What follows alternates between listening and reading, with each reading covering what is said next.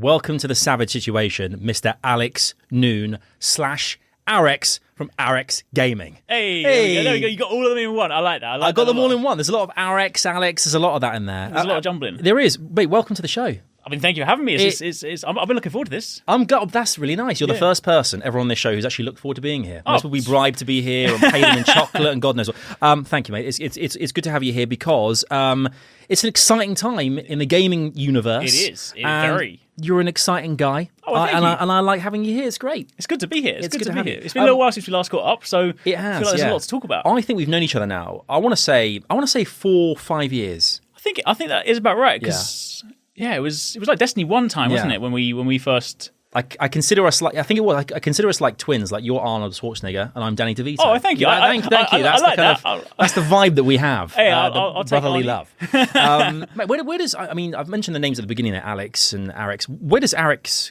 come from? So I used to learn Japanese. I learned for about 3 years. You used to learn Japanese? Yeah. Just that? I mean, I've always had like an interest in like Japanese culture, like anime, video games, just the country itself, kind of like everything about Japan anyway. So like, and I'd always wanted to learn another language. I did the typical like French and German at school, but I was always like, I want to learn something else. So I took up Japanese, at school for a bit. And I did that for about 3 years, got like a qualification in it. But then when work got busy with like Microsoft and YouTube, I kind of dropped that, unfortunately. But it is my goal to resume lessons this year. I've even kind of got back in touch with my 2020. So it's going to happen. Alex is going to speak Japanese. New year, new me. There you go. I'm going to hold you this. In December this year, I'm going to get together with you and we're going to talk you're going to talk Japanese. Let's do it. And I'll just listen and go, yep, sounds about right. Fine. There we go.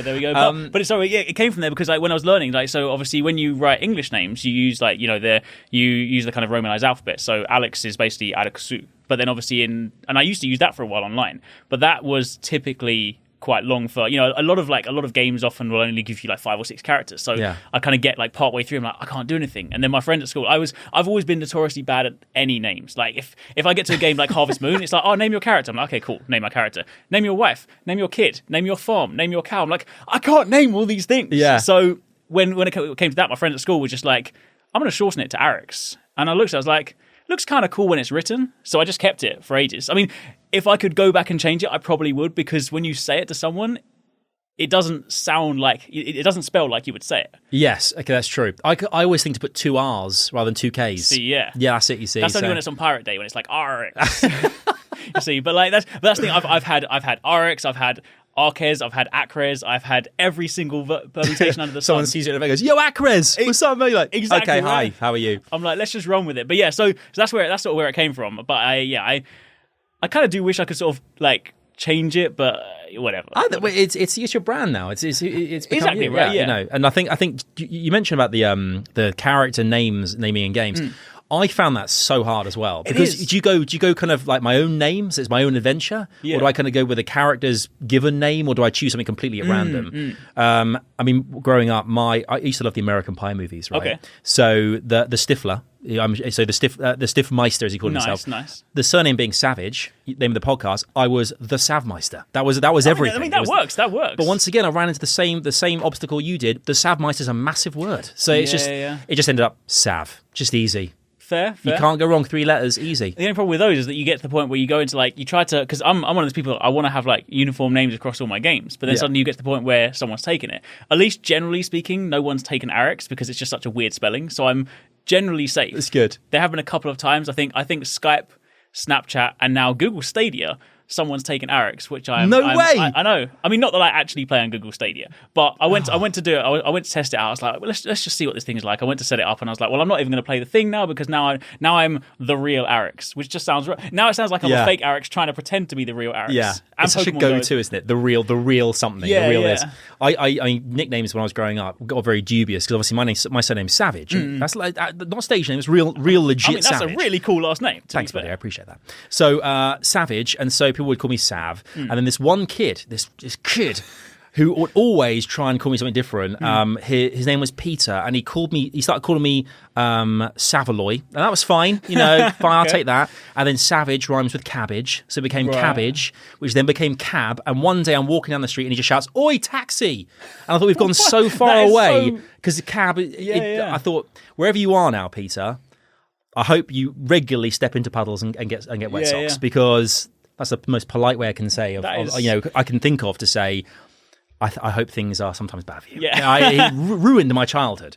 But you mentioned Google Stadia. I mean, have you enjoyed the system? I mean, the people are talking about it. It's a big thing. So I haven't really done much with it, to be honest. Like, it's the thing with me is like Google Stadia. I found was a really weird sell, right? Because it doesn't work very well if you don't have a great connection. Obviously, right? It's an internet-based thing.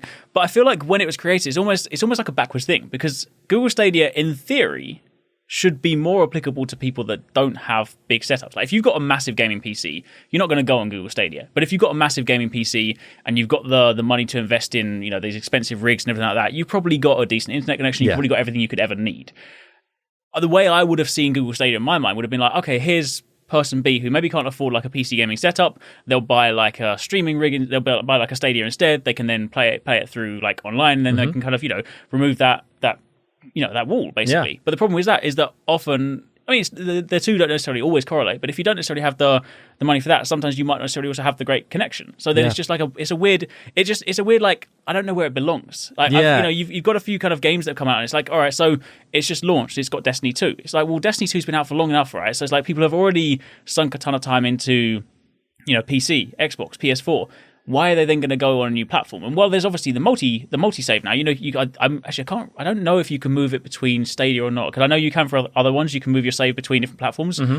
I'm not too sure if that happens for Stadia or not. But regardless, I'm just like, why would I go? Especially I play on PC. Why would I say to my team, "Oh, we're going to do the raid on Google Stadia"? They'd be like, "Why? Yeah, we've got it on PC." Like, there's literally no point. I can only see it being used if you kind of live in like a box or like a very small place and you can't have a big gaming PC or setup. Maybe that might work for you. You can just tuck it away and it's fine. But otherwise, I think you're right. The whole focus on the internet connection as well has to be so tip top. Yeah, there's so many things can go wrong with that, and there's nothing more infuriating than losing that connection in the middle of something special. Exactly right. So, I mean, that's because I think for me, the kind of use case would have been something like in Destiny. Say, for example, if I'm traveling, like, because I mean, I haven't played like Destiny a lot recently. I've kind of I used to be massively on it, but obviously now it's kind of on the back burner for a bit. But when I was playing it a lot, obviously Zur, the vendor, would come in, and like sometimes if you're away for the weekend and you want to kind of grab the items he's got, that's like an interesting use case for Google Stadia. You're like, okay, cool, I'm in a hotel, let me plug in quickly, I'll go to the vendor, go and get what you want. But then also if your hotel notoriously has bad Wi-Fi, then I've still, it's just this weird thing. I almost feel like they need to have something that is, I know exclusive to them, but that's valuable, right? It's just come out in this weird position where it's basically just like another machine where everything they've got so far is stuff you can get elsewhere, apart from like a few, key signature titles. But there's nothing. I don't know. It's not. There's been no draw. Like I'm someone that likes tech. I like, I love. I mean, the fact that we've got new consoles coming this year, like, it's incredibly exciting. Yeah, it's huge. But huge. Exactly right. But I mean, I bought it and I still haven't even unwrapped it. I literally went as far as to unwrap it and to find out that my Google Stadia name was taken. I'm like, well, that's it now. Game over. Done. Arekkz is gone. I've been redoing my office, and I literally put it on the shelf. So I was like, well, I'm not even going to need it, so I'm going to put it in the cupboard, and that's where it's gone. So God. I'm so glad you brought up your Zur videos, because I confession, I used to every single week watch your videos to find out where Zur was. Like, and for those who don't play Destiny, Zur was like, he was basically a guy who'd sell you kind of exotic or kind of good loot, basically. And he was always hidden somewhere in the kind of the on the tower or whatever it was in Destiny. And every single week, I would be like, all right, I'll go and watch Arekkz's videos, see where Alex is found him this week, so I can go and get some stuff. Because sometimes he was in some really elaborate locations, like on the top of a spaceship, behind a forest, behind a weird wall that didn't really exist. It was very strange places to find this guy. Yeah. But thanks to you, mate, I did okay. I got the good stuff. Well, I'm glad. I'm glad. Thank you. But you mentioned, I mean, we met each other at a Destiny event. I think that was when I was doing some work with Activision, and I remember meeting you there. And over the course of the last 3 or 4 years since we've known each other, the channel's grown and grown. Arekkz Gaming, I should say, the company, the network, has grown exponentially. Yeah. Tell us about Arekkz Gaming as such, because it's not just yourself. There's actually a few of you. So there are 4 of us. So it started way back in 2000. Well, I actually started before 2013, because we initially. So it was myself and 269. Who we both we went to university together, so we've known each other since then. You were gaming at uni together, I presume? Yeah. Okay. Yeah. So that's how I sort of like I met 26. It's kind of sort of like funny because I've always been like a really organized person in everything that I do. But my very first day of university, like this is a big thing. It's my first day at uni, right? You think, you got your new shoes on, exactly right. Your best jacket and shirt. I had my lumberjack shirt. Like I had like a. Mate, this is for you today. This is for you, man. Exactly right. This is for you. So it's great. So you think, oh, Mr. Organised on his first day is going to be great. He'll be at class on time. I forgot my planner, so I didn't know where I needed to be. So I then went to the reception, and then 26 was standing behind me. So it's funny because people often think like on YouTube they sort of see this persona. I'm kind of a shy person, so I'm standing in this line and I'm like, oh, here's my chance to. My brother had always given me these words on like, here's how to like make friends at university. Here's how to like talk to people. So I was like, this person standing behind me. I turned around, I was like, so what games do you like? I love you. Because a lot of conversation it will either be football. You talk about football, or you say, what games are you into? Exactly, and there you go. And then it was kind of the simple, silly questions like, oh, why are you doing a gaming course and things like that. Yeah, but basically, I just started talking to Matt, and then obviously we then kind of went off to our classes because it turned out he'd also left his like planner behind, and then we sort of bigger sleeves. Exactly right, exactly. So we became sort of like friends from there, and then. Obviously from that point, because back then I was, I'm still like a massive Nintendo fan, but back then I played on basically exclusive Nintendo and PlayStation. So he told me to get an Xbox 360, and then throughout university we also used to like play games together. Anytime we were doing coursework, we would sit on Xbox Live, and Xbox Live became like before Discord or before Skype. Xbox Live was like our chat platform. So we chat there to work, we chat there to game. So that's kind of like how I met 26. And obviously when we left university, we went to work at Microsoft, and then when we were at Microsoft, 26 had this idea to start a YouTube channel. Like it's all like we've been there sort of like since the start. And while obviously the channel is called Arekkz Gaming, the reason for that is just because when we first started, we weren't sure we were going to do anything from it. It was literally Microsoft had a games library, and we were like, well, we can borrow games here. We might as well just do something. Were you testing games at Microsoft? What was your kind of role? So we started off working as game testers for Forza Horizon. So it's actually kind of lucky because the catch-22 sort of for the gaming industry is that normally you need to work on a AAA game to be able to get in. So the fact that our first game was a AAA title was really cool. Yeah. So we did that, and then like during my time at Microsoft, I did that for about 18 months, and I moved into a producer role on Soho when Xbox One was launching for the video platform for that. Mm-hmm. So that was the time there. But when we were testing, so we had this games library, and at first, I just had my own YouTube channel, just like anyone does. When you're browsing YouTube, you just kind of call it whatever, right? Yeah. So that was just Arekkz, and we just used to upload like raw gameplay. One of the weirdest things that kind of went really well was, do you remember a game called Asura's Wrath? Yes, I do. Yeah. So every single chapter of that game was broken down into this almost perfectly timed like 20-minute anime episode. So people would watch the chapters like they were anime. So we just uploaded the entire playthrough purely raw as different episodes. And bear in mind, this was a brand new channel with like zero commentary, not even thumbnails or titles. Just the game. Just the game. And each of the videos got like 100, 200,000 views because people just watched it like animes. Wow, right? that's Crazy. incredible. Yeah. But in this time, obviously we didn't know what we were going to do. So it was just like on the Arekkz channel. But then when we started to realize that this is something we were going to try and build, we started again as Arekkz Gaming. So we built a new channel. And the only reason that we kept it sort of that name was because at the time it was like 26 had a lot of the ideas, but he didn't really have any particular desire to like be on the front. He was more sort of like I always like to kind of sort of call it like he was like the brains and I was like the brawn. Like I would kind of make some of the videos, he'd have a lot of the ideas and sort of work things out. So that's kind of how it started. Great, okay. And then, obviously fast forward to when I moved to Soho, obviously I used to kind of like juggle that because we both sort of like, for the first 3 years or so, we both juggled like making a YouTube channel and working at Microsoft. So, he moved up to a software test engineer role. So he moved like pretty sort of senior on the testing front. He was working on Forza Horizon 2, other games like Quantum Break and different things like that. So he, worked through quite a lot of stuff. Meanwhile, I was over in Soho doing their video stuff. So it's almost like I was doing YouTube-like content at Microsoft and then going home and doing my own YouTube content, which was, it was cool. Kind of a interesting sort of clash. But then fast forward 18 months after that, and then when they were kind of making the shift sort of Windows 10, like the US team took more control over the stuff, so they basically sort of didn't have a need for our team, so we kind of got made redundant. And that was the point where I decided to try and go full-time, because it was that weird thing where we wanted to try and go full-time on YouTube, but we'd never really it's like a risk, to take something like a job like Microsoft, which was quite secure, to go, I'm going to abandon this and try and do it on YouTube was just it was a huge leap of faith, isn't it? Yeah, really? Exactly. Yeah. But the fact that my hand was forced, I was like, well, I'm going to try. So basically the way that it worked out was like, I'm going to try for a year, see where this goes. If it works, cool. If not, then I'll go and look for something else. And luckily it did work. Yeah. And then because I think I went full time at 14,000 subscribers, which, I wouldn't normally have done. And then by the end of that year, we managed to hit 100,000, which was kind of quite a good growth in that. That's obviously partly thanks to Destiny. And then shortly after that, at the end of that kind of that year, 26 then left Microsoft and we both went on full time, and we carried on for I think another like year and a half or so. And then during that time, 26 tried different things. In fact, the very first year that he left, he spent time in the background making games, because that was another thing that he wanted to do. So, he spent time building a mobile game, doing the programming. We obviously got like artists to kind of do art for us and stuff. And although he got like working prototypes up, we realized that at that time it's like, we don't have the money to invest in this to kind of really get it to where it needs to be. Right. So that kind of dream got shelved. So at that point, he then started looking into, he started doing a few videos, realized that at first it wasn't necessarily like, he still preferred being behind the camera for that stuff. And instead he just decided to start streaming, so I think for him, he preferred the sort of the more free flow nature of like the stream side of things, as opposed to kind of the structure, sit in front of the camera and, recite some lines kind of thing. Totally. I get that. So he kind of got into streaming for a bit, and then soon after streaming, we sort of, we got another friend of ours, Paradise Central.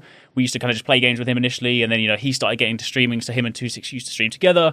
And then it kind of became like a natural thing where, because a lot of the stuff we just started doing was together, we kind of brought Paradise on board.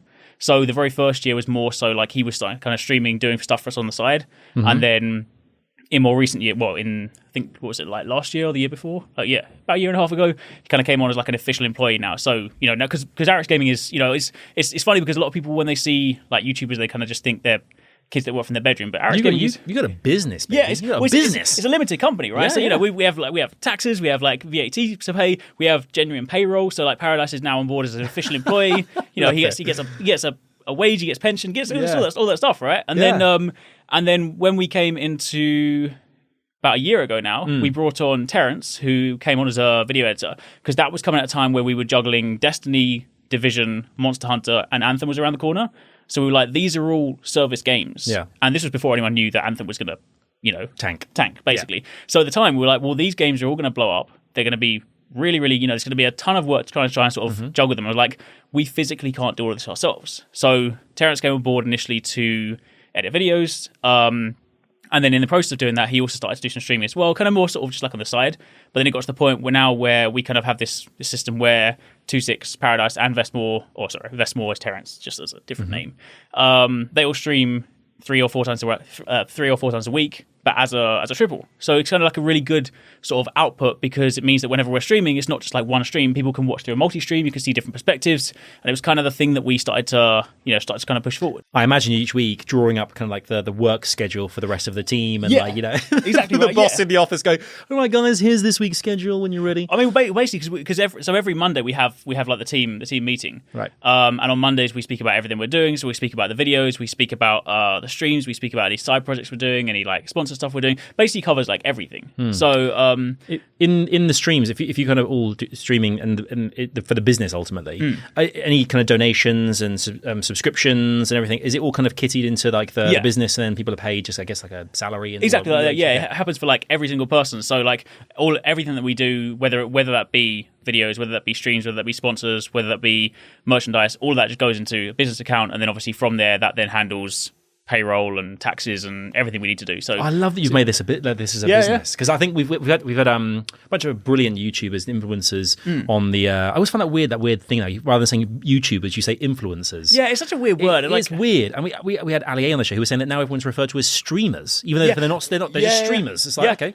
fine. Yeah, apparently so. Very weird. But the thing that has been quite consistent is that everyone's had like maybe 1 or 2 games that they focused on, but you're in this rare position where you have a company, but you also a multi-game channel as well, which is usually from experience quite a tough thing to keep going, because you're trying to cover so many games. But I guess when you've got all these different employees and people who work for the same business, you can kind of do that. 100%. Yeah, I mean, it would have been impossible without them. Because, I mean, at one point we went up to 5 people as well. So earlier, at the beginning of this year, when Division 2 was coming out, we also brought on Taylor, who was our 5th employee. He basically used to cover Division exclusively on like his channel. He had like a smaller channel at the time. So we brought him on board for sort of like the best part of a year. Again, Division 2 sort of came out and didn't necessarily sort of go exactly where it was going. Like, I liked it, but it was pretty samey. Yeah. It didn't feel really that much different from the first one. It definitely would. I think as games go, like as live service games go, it probably had one of the cleanest launches. Yeah. But I often describe Division 2 as like a clinical game. It's very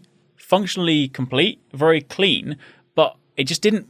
I don't know. It was hard to place, but it didn't quite have the same soul as like the first one. Yeah. So it kind of didn't necessarily sort of like do as well. But I think in the process of like that year, sort of Taylor realized that while he was sort of enjoying everything he was doing, I think he realized that necessarily like full-time YouTube wasn't exactly what he wanted. So he's actually naturally moved on to work at Ubisoft, which actually worked out quite well. Oh, nice. Okay. So we're back down to the 4 now. But yeah, in order to cover all this stuff, it's 100% a team effort, because while the typical weekly structure, like if it's an average week where there's nothing like crazy going on, then normally it'll be the 3 guys do their streams on Mondays, Tuesdays, Thursdays and Fridays.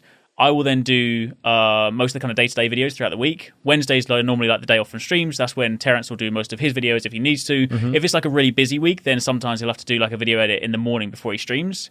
And if it's like a really busy week, like a launch, he might not stream that week so that he can spend more time on video. So he's kind of been more sort of like the adaptive one. As is the community that you have around, I guess, quite a network. Yeah. As the community kind of is it quite diverse in the sense that some people are big fans of yours, some of 269, Paradise? Everyone's kind of together as enjoying everyone's content, or do you have certain fans for certain people? So it kind of sort of depends. I mean, so now I think the streams have been a huge help. So one of the things that we struggled with initially, and I understand, it's part of the fact that the channel is called Arekkz Gaming, even though all these people have been here, and it's never been like we've never tried to hide anyone. But I think a lot of the time people they see the name and they're like, it's just one person, right? Because and I completely understand how you could kind of assume that.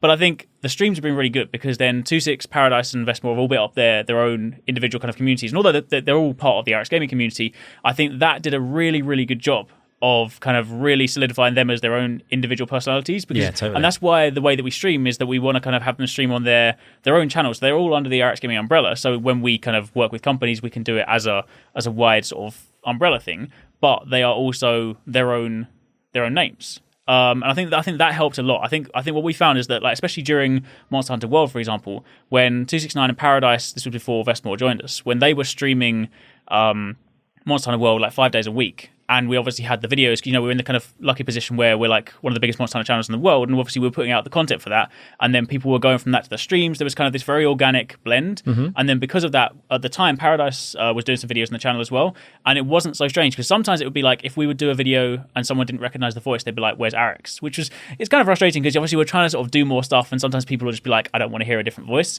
But with the Monster Hunter stuff at first, because they've been watching their streams, they were a lot more open to like, oh, well, I've heard your voice already, so I know who you are. Okay, yeah. Yeah, exactly. Sure. Okay. And I think that worked out quite well. So obviously with Terrence, he also does he voices some videos on the channel. We still haven't quite got to the point where I'd like to be, where it's like 100% just like different voices all the time on the channel. So I think that's still like an ever kind of gradual process. Are you with these different games you mentioned, like Monster Hunter and such, are you working with the publishers directly when it comes to these games coming out? For instance, one comes out and that you'll be working, they'll send you kind of like their code in advance, or kind of the game, and they know that you're going to be working, because I'm very curious about the whole world in which there's branded sponsorships, and there's we're working with game publishers and such.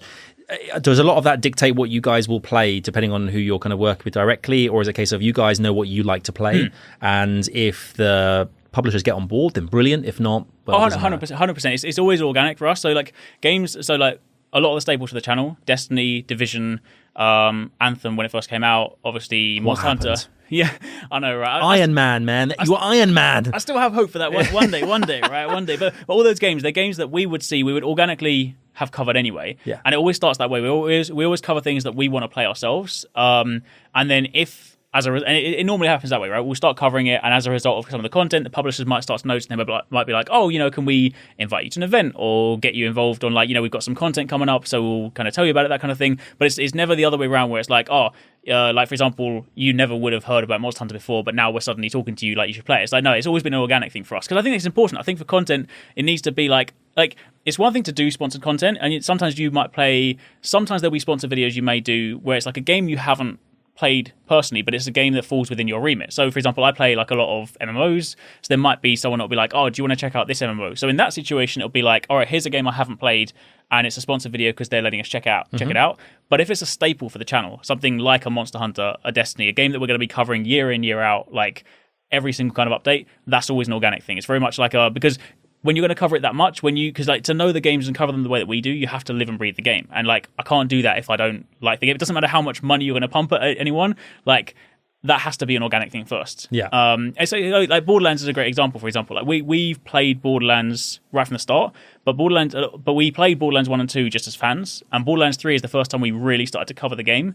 And we worked quite closely with 2K for that one. But all the coverage, like way before we started kind of working with them in any sort of like sponsor capacity, all the initial coverage was organic. It was like, we want to play the game. We're going to play it regardless. And although we had like a great working relationship with 2K, we kind of had a chance. You had the fortunate opportunity to like chat with them throughout the year, and when it came to like trailers, sometimes they'd be able to sort of get them to us early, which is like a massive help. Yeah. But all the content is still very much organic. It's like, this is the stuff that we would do irrespective anyway. Like the fact that you're talking to us and you're kind of giving us early access makes our life easier, but it's the stuff that we would normally do. And then obviously from that, you can then sometimes move into like sponsor stuff, which is good. That's the way I want to do it, because I feel like organic sponsorship stuff is the stuff that people don't mind, because you're like, well, you're covering this anyway. If you're making some additional money from it, then so be it. Absolutely. I mean, that's probably one of the most common things amongst, I guess, influencers or video creators is they say, you ask them, what's your greatest tip, or what thing how do I get started on YouTube, or whatever. And people say, make what you enjoy, make what you 100%. Like doing. I'd say pretty much every single person will say that. I guess that's, case in point for you guys as well. You're making games like making content for things like Monster Hunter that you love anyway. It exudes out into from the screen to people watching it as well. Definitely. I mean, I'm thinking back to the time when we first met and things, and this beautiful beard that you have now, my friend. Like, it didn't exist. No. I remember you had like a chin strap back in the day. Yeah. I'm just thinking because it feels like a long time, because I think it was Destiny. Was it the Taken King? Maybe that was one of the expansion packs. I might have even had hair then. I think I had hair. I think you had hair. I used to wear hats, so it might have been underneath the hat, but I think I had hair then. And it was great hair. Thank you. It was great hair. I think you look great now. Personally. I prefer this. This life is so much easier, right? Like, it's a lot easier to get up and not have to worry about styling your hair. I used to have to look after the beard, but like, it's a lot easier than like I used to have like style it before, and it would take about 20 minutes to do, and it's just your arms start aching during the thing. I'm like, that's too much hassle. I don't have time for that. Do you blow dry your beard? Is that happen? No, just naturally dry with a towel, like an Alsatian. Just have a bit of a exactly. They put some fresh oil in it, some beard oil. Look after it, give it a little comb. And oil works as well. The oil it feels a bit sexy, but it feels good. Yeah, you're ready for the day, especially if you get the good oil, because that's the thing. Like I get my oil from Kraken Beard Company.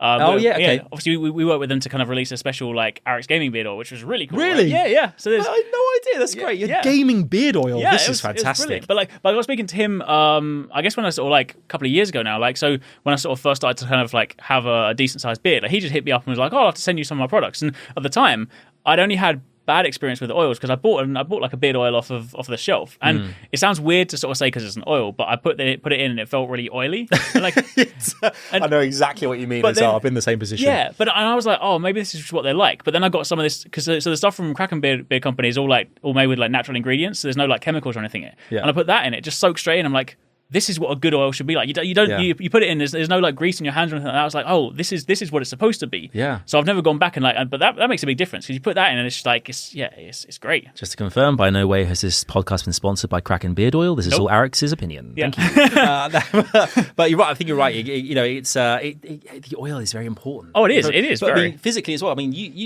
you're like an Adonis now, dude. You've been hitting the gym the last couple of years. I'm trying. We were chatting before we started podcast as well, because as a fan of keeping fit as well, it's been great seeing that, because there is a stereotype, I think, with a lot of gamers. There is still, I can't believe it, in 2020, a stereotype that gamers are sitting in their mum and dad's basement and they're just eating pizza and doing nothing. Yep. Not the case anymore. No. Like, mental and physical health is a huge thing happening. Like, kind of like there's a real kind of keen or eagerness as well in the gaming community to kind of like make sure everyone kind of keeps and remains healthy, because it is very draining to spend hours in front of a TV screen. 100%. Particularly if you're a creator, you need to have kind of downtime as well, and people use that to go to the gym and to eat better. What was the catalyst for you? Like, how have you enjoyed this transition out to kind of you're working out regularly and the endorphins? I mean, how does it all feel for you? I mean, it's great. Like, I would literally never like go back. It's funny because like sometimes when you kind of like talk about diet, sometimes someone will do it with like a particular goal in mind, and then they hit their goal and they kind of fall off again. Like, it's now become like a way of life for me. It's not just like, oh, I go to keep fit. I'm like, I love it. Like, I genuinely like love it now. Like, it's become like a super important thing for me. I go like typically 5 times a week, and it's just like it super important. Like, sets me up. I mean, the Rock is probably like one of the. It's funny. He's like an inspiration, but he's also like, he always talks about finding like your anchor. And he talks about working out, like, no matter where he is in the world, no matter how busy he is, and you know, sometimes when I talk about it, I feel like I'm busy, but like that's nothing on what that guy does, right? So I follow him on Instagram, and you think to yourself, you're doing all these things like jetting around the world, doing press tours, and God knows what, making shows, movies, and suddenly you're like, oh, but he is in the gym every day, just pumping iron. It's insane. It's wild. But I guess that goes to sort of show, because when he talks about like, you know, you need to find your anchor, the one thing that is important for you is like that no matter how busy things get, that's what will keep you like centered, right? Yeah. But I mean, but you got kind of talk about like what was the catalyst. It's funny because for me, I tried working out many times sort of before. Like I'd sign up to gyms, I'd sort of try for a little bit, and like I did the sort of thing where you kind of just go yourself and you're like, oh, you know, I'll go and sit on these random machines and do some stuff, and then you realize that there's no structure to your plan, so it doesn't really go anywhere. So then you don't go again. And weirdly, the catalyst was Pokemon Go. So okay. So I would like. I hit this weird time. I was playing for a few weeks, right? And then suddenly I was out walking, trying to catch up. I don't even know what it was, right? Because around my area there was nothing but stinking Pidgeys and rubbish Pokemon. I remember there was is it Hypno was the one that's a little kind of with the little kind of stopwatch. That's it. Around my area everywhere. Yeah. It was relentless at first. I couldn't stand the buggers. That's the thing. And everyone's posting on Twitter like, oh, I'm in London, I've got all these Pokemon. I'm like, yeah, I'm here and I've got Pidgeys and Zubats. I'm like, this is like my worst Pokemon experience in the world. But I was out walking doing one of these things, and like one time it literally just clicked in my head. I was like, I always say that I don't have time to work out, yet I found 2 hours to go and walk and catch a stinking Pikachu. Yeah. I've clearly got the time. Yeah. So at that point I was like, right, I clearly realized that me trying to do it myself is not working very well. So I was like, what I'm going to do is I'm going to sign up to, like, I was like, you know, I did the kind of budget web, like, oh, where's the cheapest gym membership? I was like, no, instead I'm going to go to a nice gym. It's going to be a slightly more expensive membership, which is like David Lloyd. And I was like, I'm just going to do it purely because if I'm spending more money, I'm not going to want to waste that money. I was like, I'm also going to get a personal trainer, because then by having a personal trainer, I will actually know. When I first signed up, I got 2 free sessions. But then afterwards, I was like, if I have a personal trainer, it's more money I'm putting into it. It will keep me accountable. And then I kind of I stuck to it for a little while. You know, he was obviously like keeping me going. And then I kept on like, you know, obviously I was reading online. I was like, I realized that nutrition is the important thing. Like, it doesn't matter how much you can't out-train a bad diet. Mm-hmm. So I kept on talking about my trainer. I was like, you know, can you get me like a nutrition plan and things like that? And he was like, you know, he's more training focused, less specifically like nutrition. So he put me in touch with someone, and they put me on. Actually, at the time, they were sort of testing this weird sort of tech they were bringing over from the States, which was like this weird like hand thing that you would scan. It would just analyze your entire body and tell you what you were missing. It was a little bit extreme, because then she would try and sort of peddle me all these like super expensive vitamins, and I don't need all that stuff. But basically, that led me on a path to being super strict, and for like 3 or 4 months, I followed like her nutrition plan to the T. Like, even if it didn't necessarily in my head make too much sense, like she was limiting how much like chicken and fish I could eat in a week, and I was like, I thought I need more protein. She's like, just listen to me. I was like, you know what? You're the expert. Yeah, you tell me what to do and I'll do it. Yeah, so I followed that, and then in about 3 months, I lost about 3.5 stone, which was like insane. Like, because obviously when you first start, like, because I was quite overweight then, but when you first start, it falls off quite easily.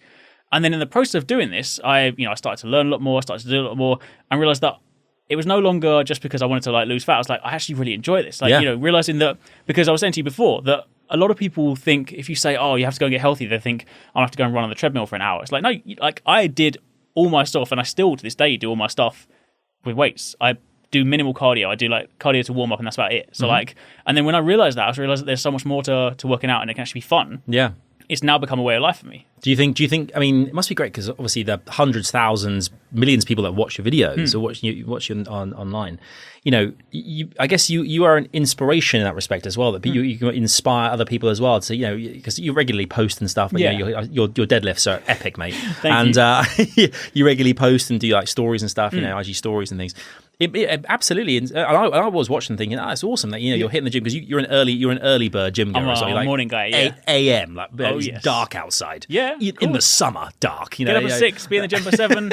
Workout's done by I'm home when my workout's done by 9. Yeah, it's done. But you know, as I mentioned, the endorphins, man. When once they get in, and you have that feel good factor as well, it gives you a much clearer mindset. You can really kind of because mental health is one of these things in general, but in the gaming community as well, which is really important at the moment. Everyone's very kind of pro mental health, and how you should kind of keep a clear mindset and such, as I said.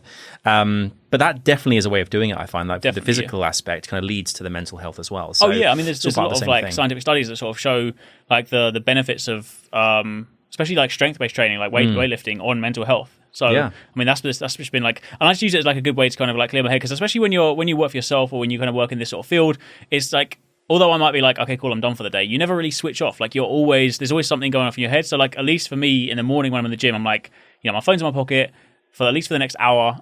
I'm just going to lift some weights, not even going to think about stuff. And then when I go home, then I can start my day and stuff. So like, it just kind of gives me that sort of peace of mind in the morning just to really kind of get going. I think it's great, mate. I think it's really good. I hope other people are inspired to do the same kind of thing. Well, I mean, that's one of the things that which sort of I want to do a lot more of this year. Like I've been sort of like talking about it for a little while and sort of like kind of in the back of my mind, sort of trying to like work out exactly how I want to do it. But I really want to like this year try and make a push to try and sort of combine fitness and gaming. I mean, like on a smaller scale, we have like within our Arekkz Gaming Discord, we've got loads of different channels for people to chat. Like if you like games and stuff, you can kind of go there and just chat about it. But then we've also got fitness channels on there, which I like initially used as a means to like some people would join. They'd be like, they might be in streams and just hear us talking about it. But like, oh, I want to lose some weight, but I don't know what to do. And like people have joined there, and then I've kind of broken down just something, because the thing is like a lot of it is it's so daunting to start with. Like I remember when I first started back in like 2016, like I would watch videos online, and even if the information is accurate, like it's this weird thing where when you're not in that position, like if you're an overweight guy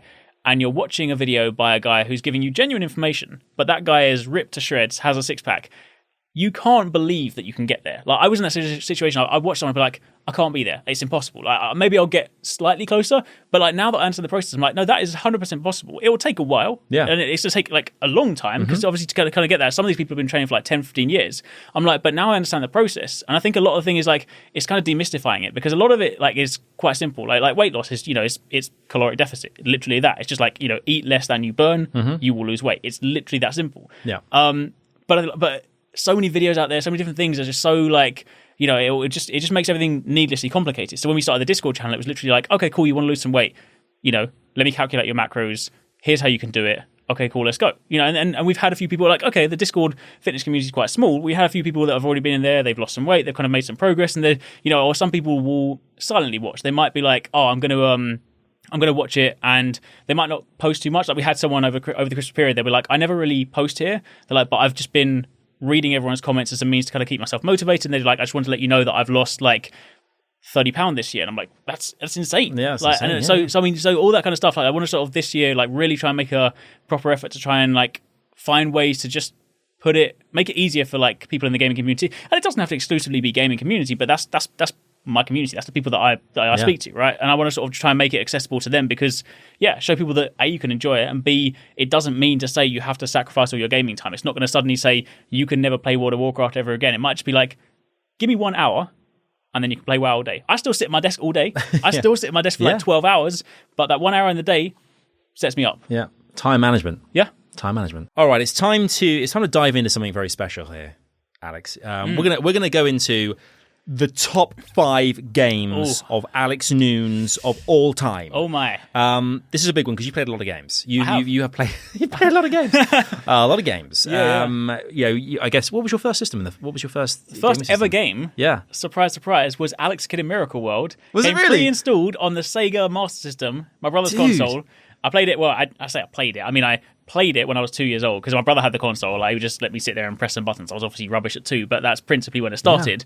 And obviously being a kid, I was like, he's got the same name as me. This game's great. So that's where it all started. The name association hooked you. I like it. Yeah. I wish my name was Sonic. Oh, there must be a child out there called Sonic somewhere, inspired by the character. But imagine if they were, and then they saw the Sonic movie, and they're like, oh, no, my name's not Sonic anymore. My name's S. But then they suddenly see the remastered Sonic and go, oh, okay, maybe maybe better than it was. It was bad. True. It was tragic for a while. But top 5 games of all time, it's tricky. I mean, 5 games of all the ones you played is a hard one. This is hard. But let's kick off. You can do them in order, or you can do them here, there, and everywhere. Keep me up with the first one. Top 5 games. Arekkz, what's the first one? So this is always hard, right? Because it's funny. Over Christmas, I was going to do this because there was like the typical kind of like tweet that goes out, and someone would be like, "Oh, what's your top 5 games of the decade?" Right? And I have this draft tweet saved because I had 3 written, but I couldn't decide my last 2, so I still never posted it. And I always have to kind of like tailor this list as well because I'm a huge Zelda fan. Zelda is my number 1 franchise above all else. As a Nintendo guy, I get that. Exactly, right? But the thing is, if I don't filter it, a lot of the time my top 5 is just full of Zelda games. Yeah. So I feel like I'm going to limit myself to pick just one in this, but I might kind of honorably mention. So I have to talk about Ocarina of Time. Yeah. Ocarina of Time is, for me, where it started with Zelda. So obviously I had the Sega Master System as my first game, first system and stuff. And then my brother kept on buying like Nintendo systems after that. So my first Zelda game was Ocarina of Time, and then I've since gone back and played every single one now. So like, I love that series. There's nothing that tops it. Nothing really comes. I mean, things do come close, but I think for me it was A Link to the Past. But, okay. But Ocarina of Time, it was on the N64. Yes. Ocarina game. Still now, it is every time someone, I guess someone streams it on Twitch, whatever it might be.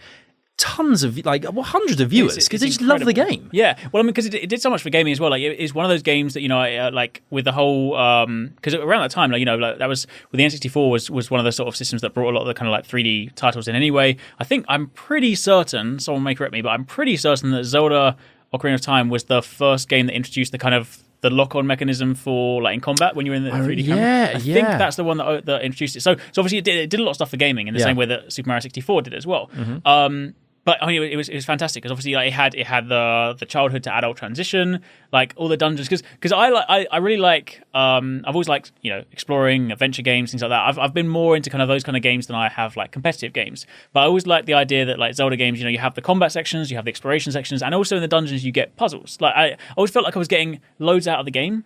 So I had all of that, obviously, and also. Like I'm someone that likes to like customize my characters. And although you couldn't customize Link, you could get different tunics. So in a very early stage, I was like, towards the end of the game, I don't need to wear it, but I'm going to wear the red tunic with the mirror shield and have the big Goron sword because I can. Yeah. So that was a fantastic game. But obviously, what then happened was every single Zelda game after that, I would always compare to Ocarina of Time. I'd be like, is it better? There'd be games that come out like Twilight Princess, fantastic game, but I was like, well, it still doesn't have X, Y, and Z from Ocarina, so it's not quite as good in my eyes. The closest that came to that was fast forward to Switch was Breath of the Wild, which is now my kind of second favorite Zelda game of all time. Like Breath of the Wild is a fantastic game, and it was so close to me for beating Ocarina. There's a few things that I feel that needs to be done, and I'm hopeful that when they do Breath of the Wild 2.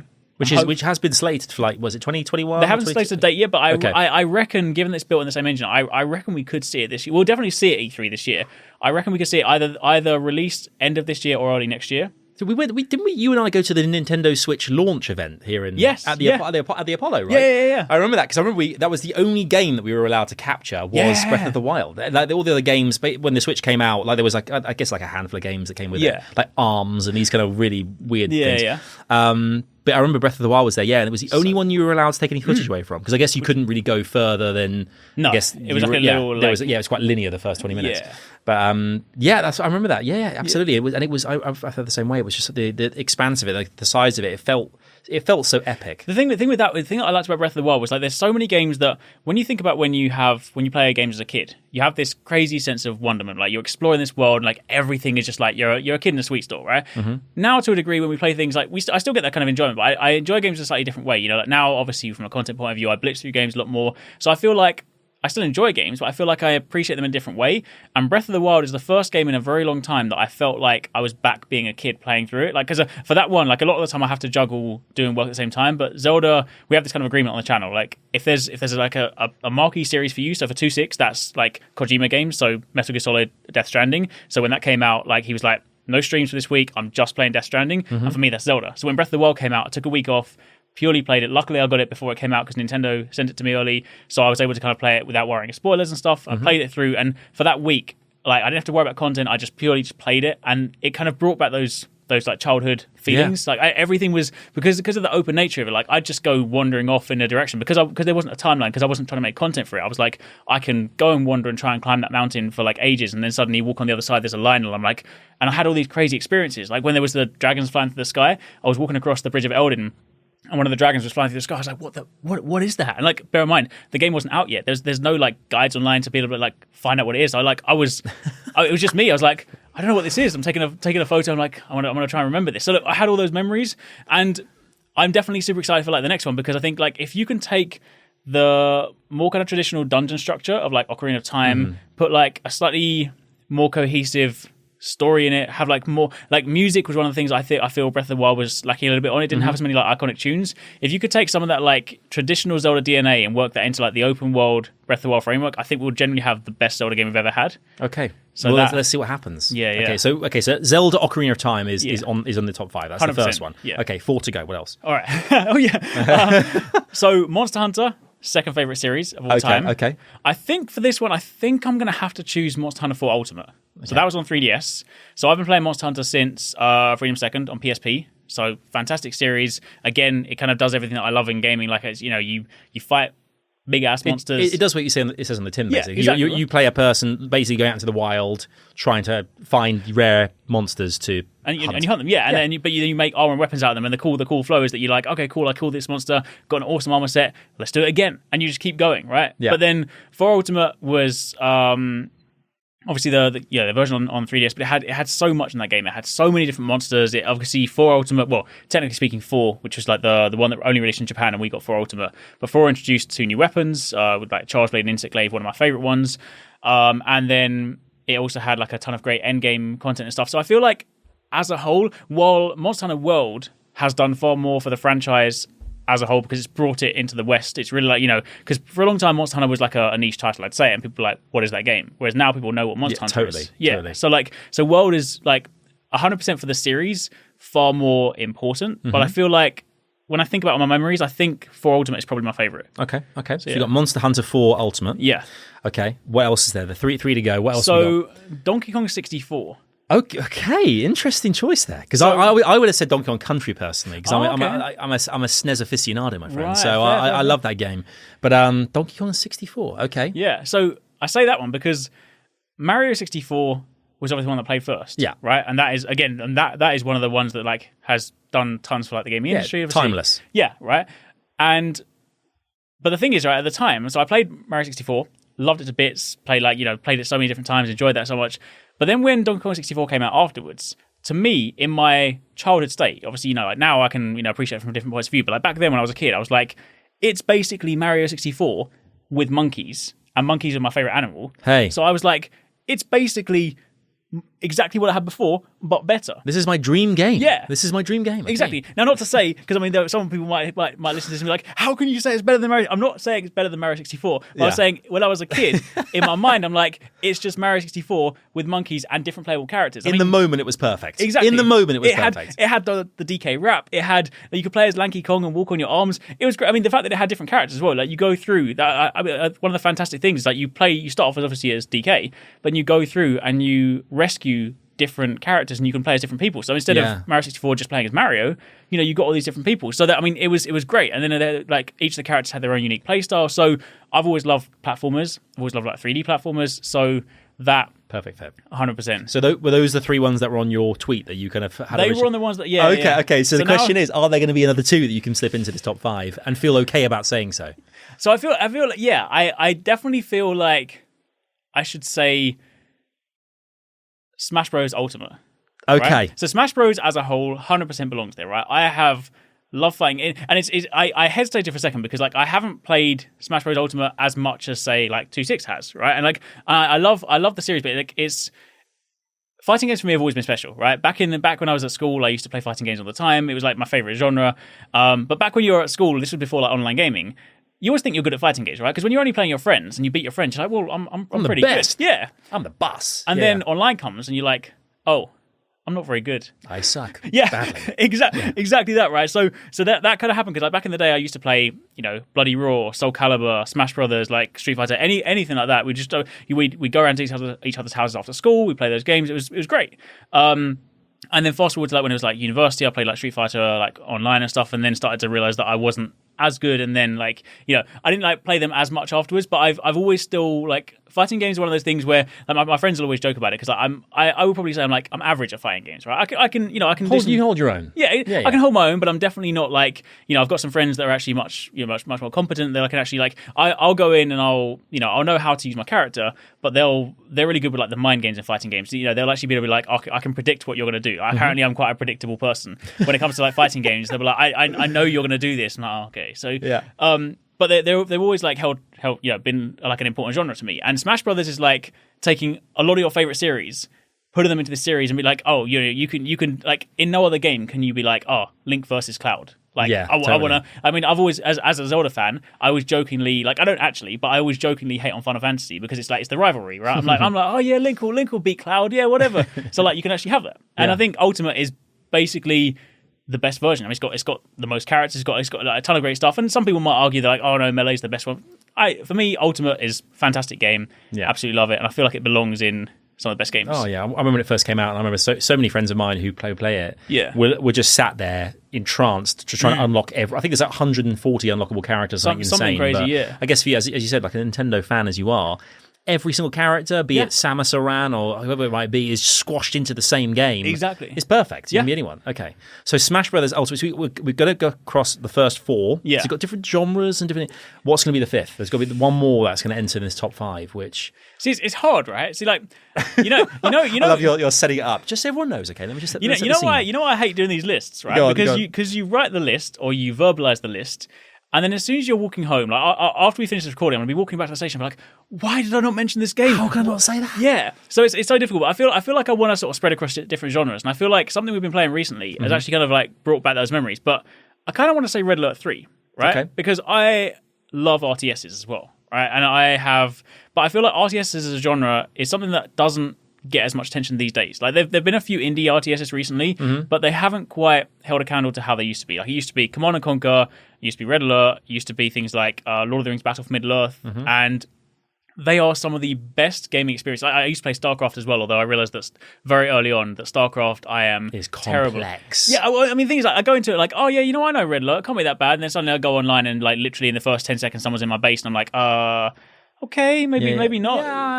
Yeah, I'm out of this. But Red Alert I kind of grew up on because I played Red Alert 1, 2, and 3. I always had the cheesy kind of live action cutscenes with like Kane. They were great. Exactly they were great. Right. I mean, we one of the games as well where I found personally that when it came out, it was one of the only games I remember it just being everywhere. Like at that kind of time, it was the 90s. I don't know when it came out. Yeah. I don't know when it came out. I think it was a PS1. I want to say. I don't know what kind of console it came. It was a console that I was playing on. Red Alert 3 was on PC and Xbox 360, but the previous ones were. Well, I remember it being on. There was I think there was TV ads. There was like there was a lot of ads for this thing. Because I wasn't really into RTS at all. Right. I was more into the fighting games, and platformers. But I remember thinking to myself, there was a lot of like. I want to say like USSR, kind of like a Russian kind of like element to it, and I remember just seeing it, thinking that is pretty intriguing. Maybe it was because it was kind of I was shown it so often. I thought, okay, I must play this thing because everyone else is playing it. But that was actually one of the first RTS games that I played because I suddenly thought if everyone else is playing this, I got to give it a go. So, well, I feel like Red Alert is also like because some RTSs can be quite daunting, quite scary to kind of get into, and like because there's Command and Conquer, which is like kind of the more sort of serious version, and then you have Red Alert, which is sort of like the slightly lighter-hearted one. But that one, I think I have the fondest memories with that because it's just like, again, you have especially when you're playing with friends that you can have you can come to agreements, be like, okay, cool, nobody attack for 10 minutes, we're going to build up these massive armies, and suddenly you've been building for like 10-15 minutes, and you send these huge armies in, and the reason I bring that up is because recently it's not been possible to play it online up until recently because obviously EA took the servers down. And then someone released like a launcher that basically sort of allows you to kind of play online. And we've been recently playing in this week. And we were playing last night. And bear in mind, we haven't played since basically when it was on 360. So you always think to yourself, sometimes you have those fond memories and you go back, you're like, is it actually going to live up to it? But put it back in, cranked it up to ultra settings. It's like, this is still just as great as when we played the other day. And we're like, literally my friends are sort of we're kind of getting together like today, tomorrow, like just while we got some sort of time before things get busy, because it's just great. I mean, there's only 3 factions to play with, and the maps aren't, there's not too many maps, but it's just it's and it's just still one of the best RTS there is. I still feel like there have been a few ones released recently, but they still haven't quite had that same flair, and this just feels great. So do you love me a bit of real-time strategy? Exactly. Any chance I get? Well, I mean, it's hard these days because as you said, there aren't as many anymore. No, they are supposedly remaking Command and Conquer. Like they're doing like a remake one, which like EA kind of occasionally put like tweets up on Reddit, but there's minimal information on that. We'll see. Before I let you go, 2020, what game are you most looking forward to? That's hard. It's hard. There's a lot, buddy. Because and things get every now and again. It's like things get suddenly announced. Obviously the PS5 and is it the Xbox? Just Xbox Series X. Series X. Yeah. When they come out, there's going to be some kind of flagship games that are going to come out alongside the console. So we don't know what's coming our way. But as of right now, what we know is coming out. We 100% know. So I'll leave Breath of the Wild off because I don't know if it's coming this year. Yeah. So I'd say Probably the ones we know right now, probably like Cyberpunk. I mean, because that 100% that looks incredible, and I mean that it looks like it's, and I guess the hype around it as well has been because I remember that first trailer dropped, and everyone was like, "What is this game?" And then Keanu Reeves, the whole what do you say? You're breathtaking. Yeah, that set the scene anyway. I mean, it just that was one of the biggest memes of the year. Had to be. It was crazy. Oh, it's crazy. Yeah. But when everyone saw that for the first time, I think it was one of the most exciting games I think that people have been most hyped out for a long time. Yeah. Oh, yeah. I mean, it's stylistically, it looks amazing. I mean, CD Projekt Red are great at creating those massive worlds, right? I mean, I still need to go back and finish Witcher 3, so like I'm gonna try and get that done before Cyberpunk if I can. Yeah. But yeah, I think that one, and like otherwise a couple of things that sort of like shown off recently, like Godfall. So Godfall is rather interesting, like being published by Gearbox, but it's a looter slasher, so it falls within the same space that I would normally cover, like loot-based games, but instead of it, a lot of the looter shooters are obviously gun-based, and I've always been much more of a melee-focused person, and this is actually like more melee combat, so it almost kind of looks sort of Dark Souls-esque combat meets looter game, and it looks really, really cool. And that's a PS5 title, so nice, very exciting, dude. Yeah. Well, mate, thank you so much for coming on the show. Thank you for having me. It's been great. Mate, pleasure. It's I mean, the great insight as well into all things Arekkz Gaming. Send our love to the rest of the gang as well. We'll do. And look forward to seeing you online for plenty more this year, mate. Definitely. Thank you very much. Our pleasure. Thanks so much.